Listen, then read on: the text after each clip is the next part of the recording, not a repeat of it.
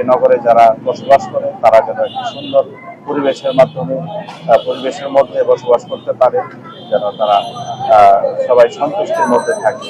এ বিষয়ে আমাদের Rangpur city corporation তারা সবসময় সচেষ্ট রয়েছে, আমরাও সচেষ্ট রয়েছি। আমরা যৌথভাবে আমাদের আজকের যে ব্যানার, বিলবোর্ড, প্যানা, এছাড়াও অন্যান্য ফুটপাত দখল করার যে বিষয় রয়েছে সেই বিষয়গুলো আমরা আজকে উচ্ছেদ করার চেষ্টা করেছি এবং আমাদের এই যে আজকের এই যে অভিযান এটি অব্যাহত থাকবে। অবৈধভাবে যে ব্যানার ফেস্টুন করা হয়েছে, এছাড়াও ডাক্তারদের, চিকিৎসকদের ক্লিনিকের পাশে নানাবিধ এইসব ব্যানার ফেস্টুন রয়েছে, এগুলি রিমুভের জন্য আমরা নেমেছি। আজকে সকালে জেলা প্রশাসক মহোদয় আমাদের সঙ্গে ছিলেন, সিটি কর্পোরেশনের কর্মকর্তারা ছিলেন, জেলা প্রশাসকের সমস্ত ম্যাজিস্ট্রেসি এখানে ছিল, আমার পুলিশের সমস্ত অফিসার ছিলেন।